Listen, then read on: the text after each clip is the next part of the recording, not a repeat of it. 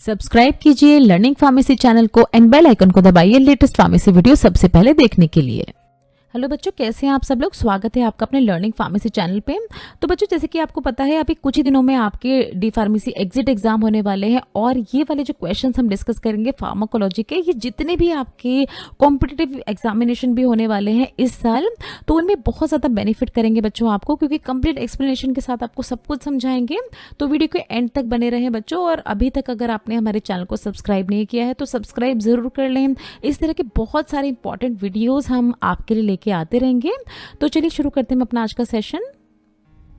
सबसे first question पूछ रहे हैं देखिए इस वीडियो का कि मैकेनिज्म ऑफ एक्शन क्या होता है क्लिंडामाइसिन का। क्लिंडामाइसिन किसका इनिबिशन करती है, जो बैक्टीरियल सेल्स होते हैं उनके अंदर, protein synthesis, cell wall synthesis, lysosomal enzyme या नन ऑफ द अबव। तो बच्चों आंसर है इसका ऑप्शन ए, प्रोटीन सिंथेसिस नहीं होने देती है बैक्टीरियल सेल्स के अंदर क्या, क्लिंडामाइसिन्स। अब देखिए जैसे कि हमने इसके जस्ट पहले हमने एक सेल प्रोटीन सिंथेसिस पे अपना एक पूरा ही वीडियो अपलोड किया है, उसमें हमने बताया किस तरह से प्रोटीन सिंथेसिस की जाती है सेल्स के द्वारा, चाहे एनिमल सेल्स हो, चाहे प्लांट सेल्स हो, चाहे हम ह्यूमन बींग्स के सेल हो, सबको प्रोटीन की रिक्वायरमेंट होती है बॉडी को नरिश करने के लिए, उनके सेल के स्ट्रक्चर को नरिश करने के लिए बिल्डिंग ब्लॉक्स की तरह काम करते हैं प्रोटीन। तो क्लिंडामाइसिन इन्हीं तरह के प्रोटीन सिंथेसिस को नहीं होने देती है, जिसकी वजह से जो बहुत सारे wide range of bacterial infection होते हैं, जैसे सॉफ्ट टिश्यू एंड स्किन के इन्फेक्शन, रेस्पिरेटरी ट्रैक के इन्फेक्शन, बोन एंड जॉइंट के इन्फेक्शन, पेल्विक इन्फ्लामेटरी डिसीज और एंडोकार्डाइटिस जैसे इन्फेक्शन। एंडोकार्डाइटिस क्या होती है, हार्ट की जो इनर लाइनिंग होती है उनमें एक तरह की इन्फ्लामेशन हो जाती है इन तरह के कुछ बैक्टीरियाज की वजह से। तो इन तरह के इन्फेक्शन एंड मेनिंजाइटिस। मेनिंजाइटिस क्या होती है, जो ब्रेन की प्रोटेक्टिव लेयर होती है उनमें इन्फ्लामेशन हो जाती है कुछ तरह के बैक्टीरियाज की वजह से। तो इन सारे ही तरह के इन्फेक्शंस में बहुत ही इफेक्टिव होती है क्लिंडामाइसिन। अगर देखिए स्पेसिफिक मैकेनिज्म ऑफ एक्शन की बात करें तो ये जो राइबोसोम होता है ये क्या होता है, सेल का एक तरह की प्रोटीन फैक्ट्री होती है, जिसमें बेसिक 2 सब यूनिट होती है, 50S एंड 30S सब यूनिट। क्लिंडामाइसिन क्या करता है, देखिए राइबोसोम की 50S सब यूनिट पे बाइंड करता है और जो फर्दर ये जो पेप्टाइड चेन फॉर्मेशन हो रही थी ना, अमीनो एसिड एक आपस में जुड़ रहे थे और पेप्टाइड चेन बन रहा था, इस तरह की पेप्टाइड चेन को नहीं बनने देता है, जिससे कि फाइनली प्रोटीन सिंथेसिस नहीं हो पाता है सेल्स के अंदर। तो ये आपको याद रखना है, 50S सब यूनिट पे बाइंड होता है क्लिंडामाइसिन। नेक्स्ट क्वेश्चन में आपसे मैकेनिज्म ऑफ एक्शन पूछना है टेट्रासाइक्लिन का। तो बच्चों मैकेनिज्म ऑफ एक्शन बहुत ही इंपॉर्टेंट होता है एग्जाम पॉइंट ऑफ व्यू से। बहुत सारे क्वेश्चंस आपके पूछे जाते हैं मैकेनिज्म से, तो आपको सबके मैकेनिज्म जरूर याद रखने हैं। डिफरेंट ऑप्शन है बच्चों, आंसर है इसका option D, binding to 30S ribosome.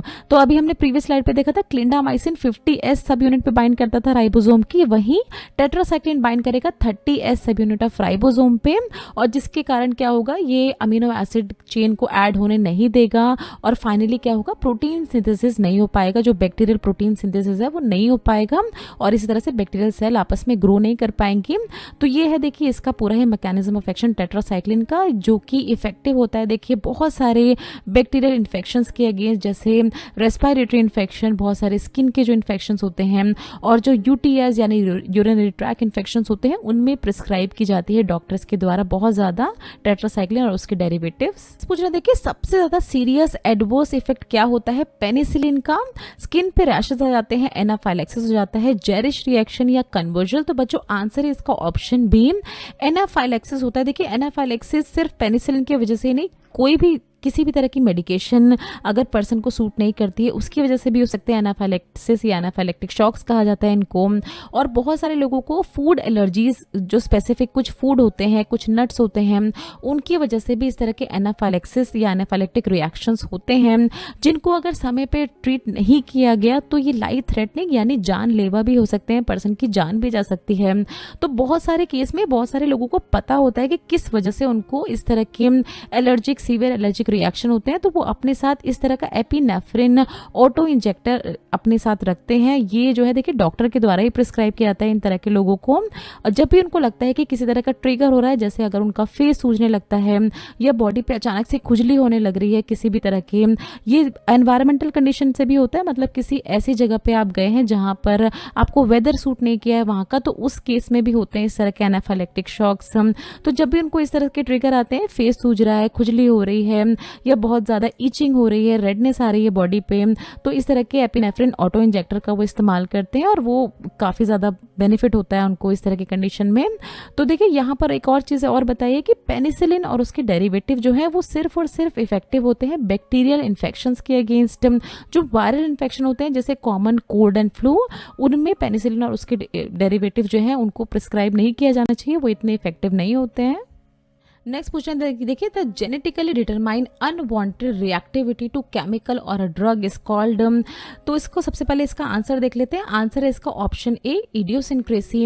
अब देखिए ये फॉर एग्जांपल के तौर पे बहुत ही आसान भाषा में आपको समझाते हैं। मान लीजिए ये पूरे ही पॉपुलेशन है, इसमें एक ऐसा पर्सन है जिसने पैरासीटामोल ली और पैरासीटामोल लेने के बाद उसको सीवियर एलर्जिक रिएक्शंस हो गए, उसकी बॉडी पर रैशेज आना शुरू हो गए। अब देखिए पैरासीटामोल तो बहुत ही ज़्यादा कॉमन है, बहुत सारे लोगों को दी जाती है बुखार को कम करने के लिए, बट इस पर्सन के केस में इसकी बॉडी जो है उस तरह से रिएक्ट नहीं की इसकी बॉडी में, क्योंकि ये जेनेटिकली थोड़ा सा अलग था इन सभी लोगों से। तो इसी तरह का इडियोसिंक्रेटिक रिएक्शन एक तरह के अनयूजुअल एबनॉर्मल रिएक्शन होते हैं किसी भी तरह के ड्रग और किसी भी तरह के सब्सटेंस का, जो कि ड्रग के फार्माकोलॉजिकल एक्शंस में कहीं भी नहीं लिखा कि इस तरह का रिएक्शन होगा, बट इस पर्सन को हुआ क्योंकि इसकी जेनेटिक जो मेडअप है, इसका जिस तरह के जीन्स हैं वो कुछ अलग हैं बाकी सारे ही पॉपुलेशन के कंपैरिजन में। ये जो इडियोसिंक्रेटिक रिएक्शंस होते हैं देखिए अनप्रेडिक्टेबल, मतलब प्रिडिक्ट नहीं किया जा सकते, हर पर्सन की जीन्स अलग होते हैं, बॉडी अलग होती है, तो इस तरह के रिएक्शंस भी अलग हो सकते हैं और ये जो रिएक्शंस है ये सीवियर भी हो सकते हैं। तो इसका आंसर था बच्चों ऑप्शन ए, इडियोसिंक्रेसी या इडियोसिंक्रेटिक रिएक्शन। उसने देखिए अमाइल नाइट्रेट को यूज किया जाता है एज एन एंटीडोट, इसमें से किसकी पॉइजनिंग में इसको यूज किया जाता है? साइनाइड की पॉइजनिंग, बार्बिचुरेट्स, डेप्सोन या कोबाल्ट। आंसर है बच्चों इसका ऑप्शन ए, साइनाइड पॉइजनिंग में यूज किया जाता है as an antidote amyl nitrate को।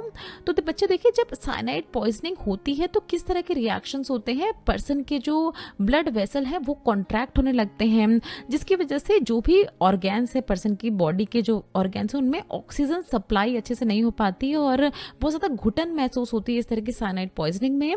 तो अमाइल नाइट्रेट क्या करते हैं, ये जो ब्लड वेसल जो कंस्ट्रिक्ट हो रहे थे, सिकुड़ रहे थे, उनको डायलेट कर देते हैं जिससे कि अच्छे से ब्लड फ्लो हो पाए ब्लड वेसल्स में, जितनी भी ऑर्गेन्स हो उनमें ऑक्सीजन रिच ब्लड पहुंच पाए और इस तरह की घुटन पर्सन को ना हो, साइनाइड पॉइजनिंग को थोड़ा सा ट्रीट किया जा सके। अब क्या है देखिए ये जो अमाइल नाइट्रेट है इसको कॉम्बिनेशन में यूज किया जाता है दूसरे केमिकल्स या दूसरी ड्रग्स के, जैसे sodium nitrite and sodium thiosulphate के कॉम्बिनेशन में इसको यूज किया जाता है। बट अब बात आती है कि साइनाइड पॉइजनिंग होती किस वजह से है, तो देखिए बहुत ही कॉमन 5 ऐसे रीजंस हैं जिसकी वजह से साइनाइड पॉइजनिंग होती है। इंजेशन का मतलब है कि पर्सन ने गलती से कुछ ऐसी चीज खा ली है जिसमें बहुत ज्यादा मात्रा में पेस्टिसाइड्स या रोडेंटिसाइड्स प्रेजेंट है, जो कि कीड़े मारने की दवाएं होती हैं। अगर किसी वजह से ये इंजेस्ट कर ली है, खा ली है, तो इस तरह की साइनाइड पॉइजनिंग होने के चांसेस होते हैं।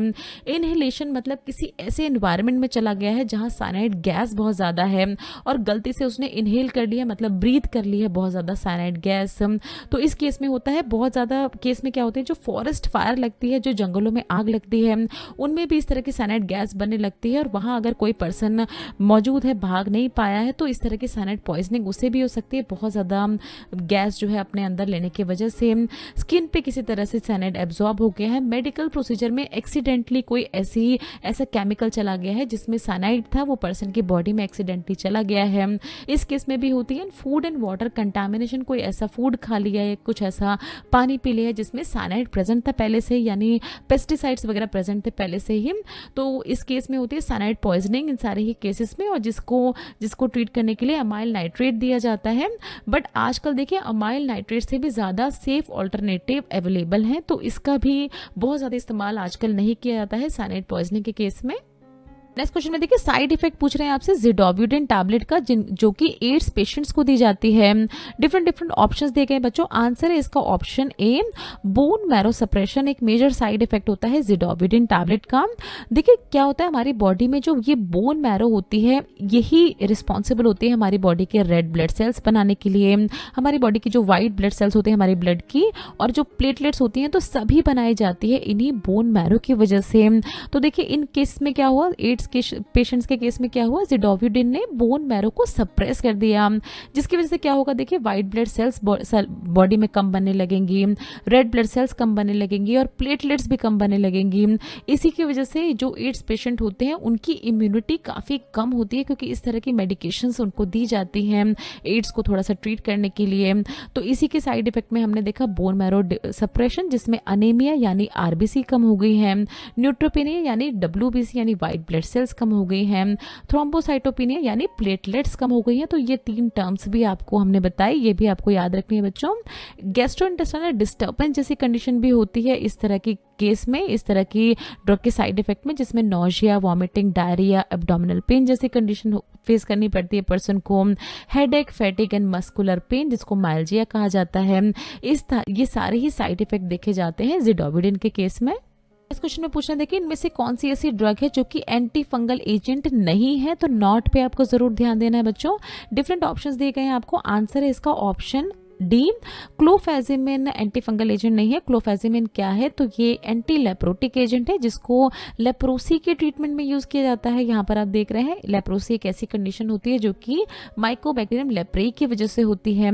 ये जो लेप्रोसी होती है, देखिए इसको दूसरा नाम इसका है हैंसन्स डिसीज, बहुत सारे एग्जामिनेशन में आपसे पूछा जाता है, तो ये भी आपको याद रखना है हैंसन्स डिसीज, जिसमें नर्व डैमेज जैसी कंडीशन होती है और पर्सन के यहाँ पर पूरी ही बॉडी पे देखिए इस तरह के डिसफिगरिंग सोर्स यानी इस तरह के देखिए धब्बे पड़ जाते हैं लेप्रोसी जैसी कंडीशन में। अगर हम बात करें क्लिक्लोपिरोक्स की, तो ये एक तरह की एंटी फंगल ड्रग है जिसको ट्रीट करने के लिए दिया जाता है फंगल स्किन इन्फेक्शन जैसे ringworm infection, athlete's foot और डैंड्रफ की ट्रीटमेंट में दी जाती है। बहुत सारे शैम्पूज में क्लिक्लोपिरोक्स को ऐड किया जाता है। अब आप देख रहे हैं अनडिक्लाइनिक एसिड, इसमें ये भी क्या है, एक तरह की एंटी फंगल ड्रग है जिसको फंगल और यीस्ट इन्फेक्शन जो होते हैं स्किन पे उसको ट्रीट करने के लिए दिया जाता है। कीटोकोनाजोल बहुत ही फेमस एंटी फंगल ड्रग है जिसको ओरल फॉर्म में भी दिया जाता है, बहुत सारे शैम्पूज में भी इसको ऐड किया जाता है, बहुत सारी जो ऑइंटमेंट्स और ट्यूब्स होती हैं उसकी फॉर्म में भी कीटोकोनाजोल को दिया जाता है, बहुत सारे फंगल इन्फेक्शन, सोरियासिस जैसे इन्फेक्शंस वगैरह को ट्रीट करने के लिए। अब देखिए मोस्ट इफेक्टिव ड्रग आपसे पूछ रहे हैं जो कि माइकोबैक्टीरियम लेप्रेई जैसे इन्फेक्शन को ट्रीट यानी लेप्रोसी को के ट्रीटमेंट में यूज की जाती है। क्लोफेजिमिन अभी हमने देखा था, रिफेम्पिसिन, डेप्सोनिया, प्रोथायोनामाइड। तो आंसर है बच्चों इसका ऑप्शन बी, रिफेम्पिसिन सबसे ज्यादा इफेक्टिव ड्रग है माइकोबैक्टीरियम लेप्रेई जैसे जो इन्फेक्शन होते हैं उनको ट्रीट करने के लिए। इसको देखिए अभी हमने ये सब टर्म्स जो है ये डिस्कस की ही थी कि लेप्रोसी माइकोबैक्टीरियम लेप्रेई की वजह से होती है जिसको हैंसन्स डिसीज भी कहा जाता है। अब ये जो रिफेम्पिसिन है देखिए इसको यूज किया जाता है कॉम्बिनेशन में, दूसरे ड्रग्स के कॉम्बिनेशन के फॉर्म में इसको यूज किया जाता है जैसे क्लोफेजिमिन एंड डेप्सोन। तो इन आप कह सकते हैं कि इन तीनों ही ड्रग को एक साथ इस्तेमाल किया जाता है लेप्रोसी जैसी कंडीशंस को ट्रीट करने के लिए।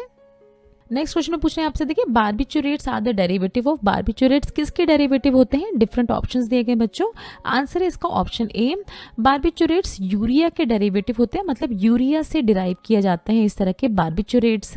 यहाँ पर आपको यही बताया गया है, देखिए ये ऐसे कंपाउंड होते हैं बार्बिचुरेट जिसमें कार्बन, नाइट्रोजन एंड ऑक्सीजन तीनों ही जो मॉलिक्यूल्स हैं वो प्रेजेंट होते हैं। अब देखिए ये जो बार्बिचुरेट्स है ये इसका आविष्कार कब होता है, ये सबसे पहले सिंथेसाइज कब की गई थी वो थोड़ी सी इन्फॉर्मेशन आपको दे रहे हैं। तो ये फर्स्ट सिंथेसाइज की गई थी ईयर 1864 में बाय एडोल्फ वॉन बेयर, बहुत ही फेमस है ये इस फील्ड के लिए, इस बार्बिचुरेट्स की खोज के लिए। इन्होंने क्या किया था, यूरिया को कंडेंस्ड किया था किसके साथ, मेलोनिक एसिड के साथ। देखिए इसका दोनों का आपस में रिएक्शन करवाया था, हीट की प्रेजेंस में ये बन गया था बार्बिचुरेट्स और इसी को बहुत ज़्यादा इस्तेमाल किया जाता है आजकल सिडेटिव हिप्नोटिक ड्रग्स को बनाने के लिए, जिसको नींद आने के लिए, अच्छे से पेशेंट को नींद आ जाए, या बहुत सारे जो मेंटल डिसऑर्डर्स के केस होते हैं उनमें भी बार्बिचुरेट्स का इस्तेमाल किया जाता है। नेक्स्ट पूछना है आपसे, देखिए एंटी डिप्रेसेंट ड्रग का आपको नाम बताना है, imipramine, chlorpropamide, both A and B है, फ्लूफेनाजिन। तो बच्चों आंसर है इसका ऑप्शन ए, इमिप्रामिन है एक तरह की एंटी डिप्रेसेंट ड्रग जिसको अलग अलग ब्रांड नेम से सेल किया जाता है, जैसे आप यहाँ देख रहे हैं एंटीडेप ब्रांड, और देखिए टोफ्रेनिल ब्रांड से भी इसको सेल किया जाता है जो कि एक तरह की TCA यानी ट्राईसाइक्लिक एंटी डिप्रेसेंट ड्रग की कैटेगरी में आती है।